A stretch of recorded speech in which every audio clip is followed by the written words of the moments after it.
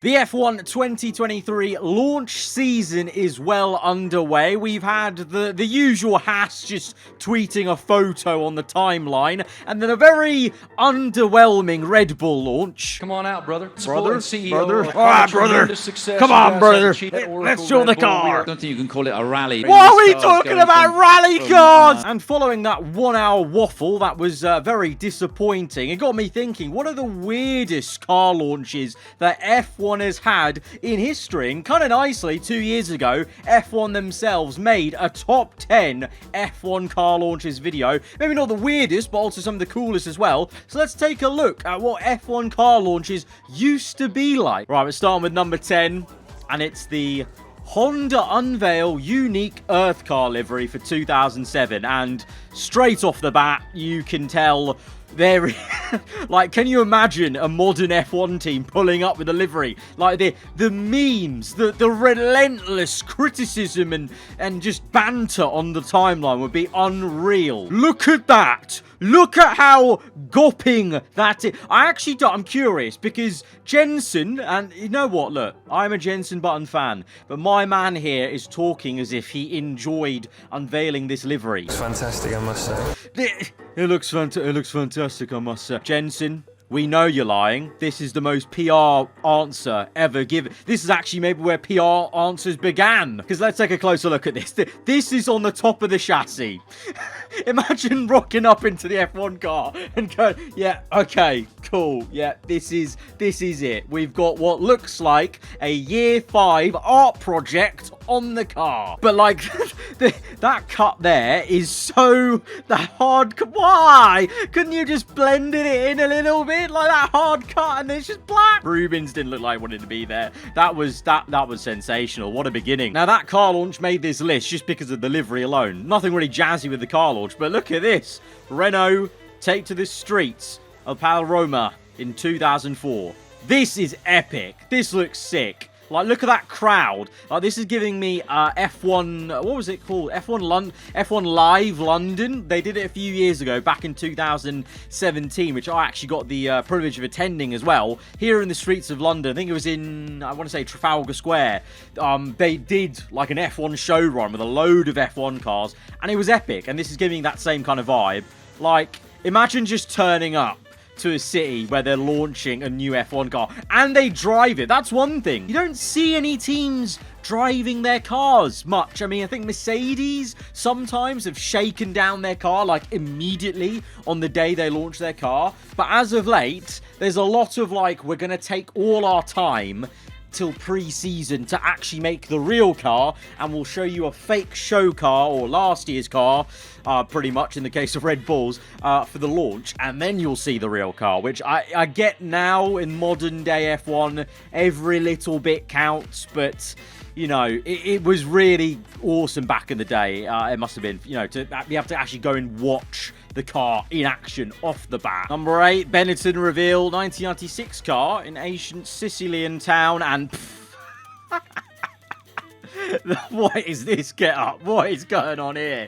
Imagine this is like, I don't know, like, can you imagine like Aston Martin, like the most PR, you know, like smart, oh yes, stiff upper lip, yeah, like most, like, you know, clean cut team doing something like this where it's like Alonso's here, or Stroll, and Lawrence Stroll sat there in like some wooden seats being literally just carried by some bloody hell.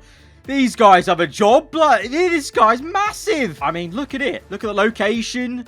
I don't know what's going on here with a load of just like random like brown paper. Like, why haven't they got rid of that? But along like the, you know, the old architecture and everything looks class. I kind of hope that they just left this there for a couple of days just to, you know, just as F1 is art to us, to F1 fans. F1 cars can be art. To a lot of people, no. And that was proven when Top Gear tried to do that kind of whole art exhibition thing, and the art critic just didn't understand any of it. But to us, they can be art. Now imagine if this was just left somewhere, you know, in your country. Would you not travel to go see it? Number 7. Oh, the geezer Eddie Jordan at a Brussels airport. Not quite as glamorous. Not quite as glamorous as old Sicilian town, is it? Brussels airport.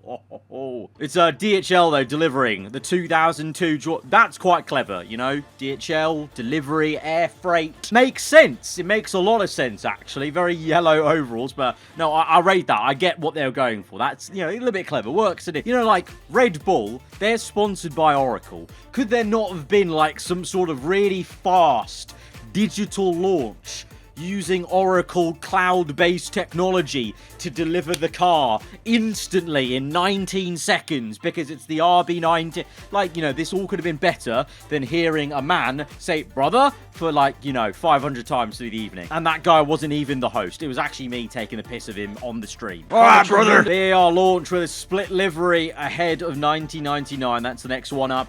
Don't see this anymore in Formula 1. Like, this is like also other end of the spectrum. One's white and red, and the other one's blue and yellow, and got some weird galaxy painting on it. Like, you would never hear this in a million years either in Formula 1. Like, they'll just be like, oh, no, it can't happen for marketing reasons. Like, we simply can't. You have to be uniform. I like they still do it in F2, actually. Like, you see a few F2 teams when it's like a Red Bull sponsored driver have a Red Bull livery, and then the other car doesn't. I still like the fact F2 do that. And to build on it, so that's very, very exciting. Outstanding insight, my man. Outstanding insight. I can't believe this man achieved what he achieved in Formula 1, looking like a maths teacher. Number 5. Here we go. Jordan unveiled the 2005 car in Moscow. Okay, this is, yeah, I don't think anyone wants to do this anymore these days. Moving on. Number 4. What's going on? People are inside dancing in little tubes.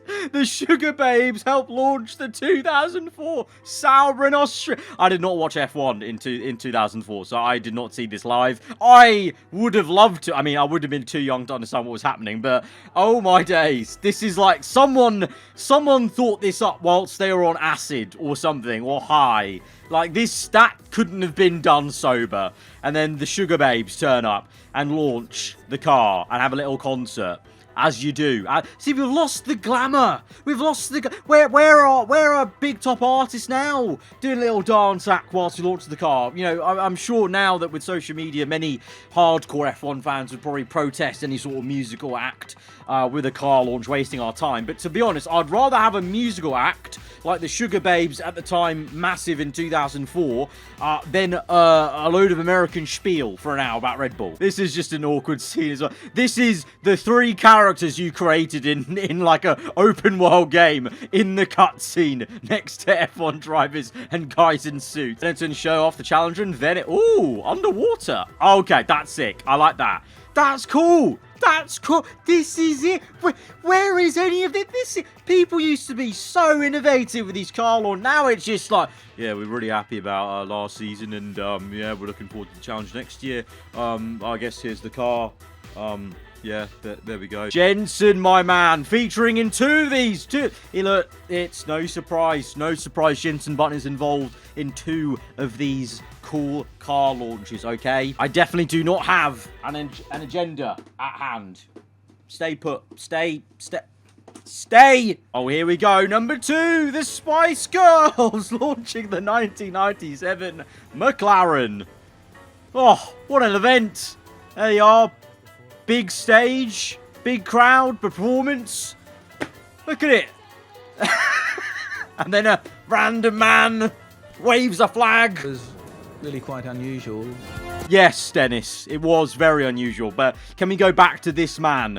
I think we found where Tim Cook's energy went at the US GP doing the checkered flag. This man stole it all in 1997. I found the line from Ron Dennis really funny. If you really deep how like stiff Ron Dennis is as a person, like just think of the McLaren he liked to run. You know, stiff upper lip. And so, you know, inside he is truly fuming that the PR department or marketing department or whatever made this happen and pushed it through. His McLaren, no way. Tonight's event was really quite unusual. It's this here, that bit, this bit, that. Oh, he's fuming. Tonight's event was unusual. But you love it though. Look at it. It's like a full concert for an F1 car. F1 cars used to be, well, massive. Now, you know, lining the street. Why do you get the public involved lining the streets anymore? Now it's just like journalists in a room. And that's it. And then here again, driving the car around the street. What's not like to like? Now, this is number one more so because it was Lewis and Fernando launching as partnerships. It wasn't really that jazzy, if we're really being honest. 2007 is going to be a year that we're all going to remember. Yes. For many different reasons to the one you're thinking of, Ron. Two cars side by side for a launch of a car. That's just awesome. But that's been it then, looking at the top 10 F1 car launches. Well, according to Formula 1, I'm sure there's some other ones that we've missed out that are just plain weird, to be honest. So let me know in the comments below if you have a memorable car launch that you always find quite funny, or just, you know, memorable, obviously, for obvious reasons. If you did enjoy the video, hit the like button. Let me know what you thought in the comments below. If you're around here, then do get subscribed for weekly Formula 1 content. I'll see you guys next time. Goodbye.